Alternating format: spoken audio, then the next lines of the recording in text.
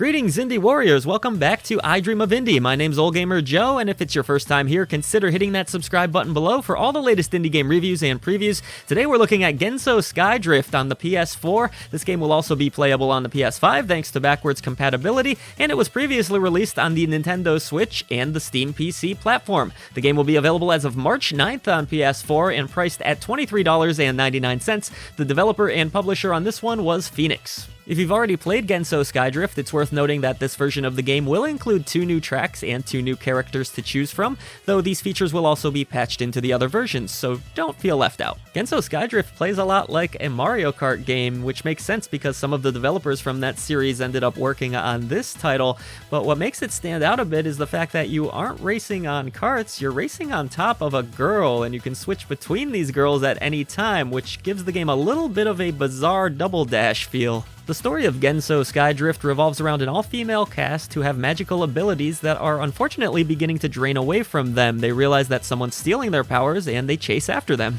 You'll learn more about this story throughout the campaign mode, which can be completed in just a few short hours, and you can unlock everything this way. And you'll get some text dialogue boxes here or there, and some nice character-drawn art as well. This probably goes without saying, but don't expect a deep, intricate tale here. You do at least learn a little bit about these characters and their motives though, so credit the developer for that. Controls are really simple here. You can accelerate using the circle button, you can brake, which is important in this title because you will need to drift around some pretty sharp corners from time to time. You have the option of using a rear view mirror, and you can also cast spells, which are the equivalent to getting items in a Mario Kart game. The spells, just like most things in GENSOU Skydrift, are a little bit crazy, but kind of fun to use. You have everything from magical mushroom bombs to a defensive barrier. It was pretty fun to experiment and learn what did what. And also, each girl has a last word ability, which is a unique attack that they can use. I also found that each of the girls plays pretty different from one another, and it's nice that you can mix up combinations in order to find one that works best for you. You have more powerful characters, you have speedier characters, and then you have more technical characters as well. What makes things really interesting in GENSOU Skydrift though is the fact that you select 2 characters at once and you can switch between them while you're racing at any time by pressing the L1 button.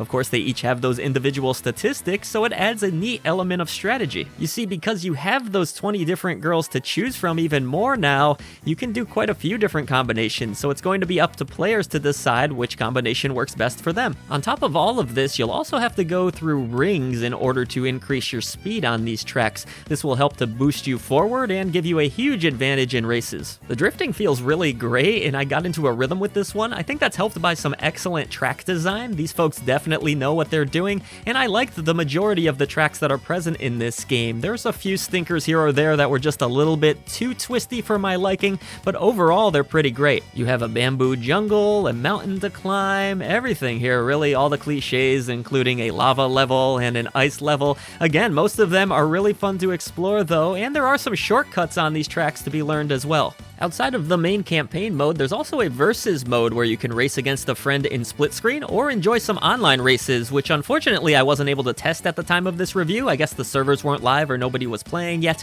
but I did grab Silent Signs for some split screen action, and sadly, the split screen is not quite as good as I was expecting. This is due to the frame rate dropping to about half of what it normally runs at in single player. It was playable and we were having some fun, but it's definitely pretty drastic, especially if you started the game as I did in the campaign mode. So that's disappointing, especially given the fact that graphically, GENSOU Skydrift is not all that much of a looker. There's some really low-res textures throughout these tracks. The characters look okay, and it's cute and colorful, but I do feel like the game should look a little better than it does. A lot of pop-in the backgrounds, not really too impressed with the effects in this game either, so a bit of a letdown graphically, but at least the game makes up for it in its raw gameplay. It's worth noting that I was playing on a PlayStation 4 Pro. I'm not sure if a PS5 will increase the performance in any real way, but yeah, kind of is what it is here. It runs fine in campaign mode. You're getting mostly 60 frames per second from what I could tell,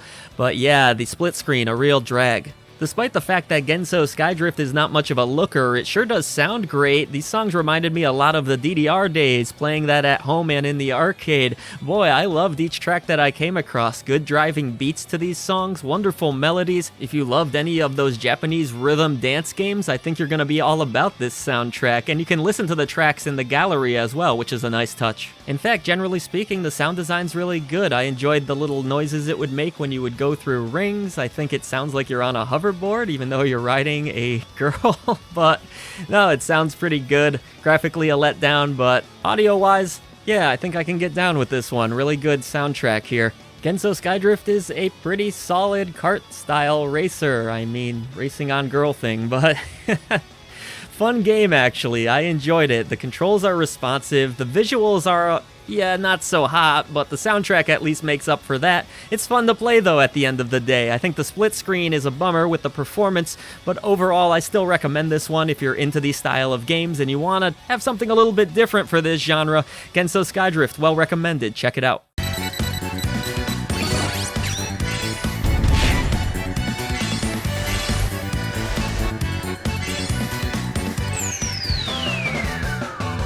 Thanks so much for watching the latest video from I Dream of Indie. We would now like to take a moment to thank our great indie warriors, Mitchell Hall, Kevilo, Bunny, Bill Tikaz, Christian Cruz, Wesley William Semple, Kimberly H., Rosie Syntax, Chris Jackson, and Nathan Moore. Thank you for all you do for independent content. Everybody else should head down to the description box below where there are a ton of ways to support I Dream of Indie. However you end up doing so, help us bring a voice to the voiceless ones in gaming.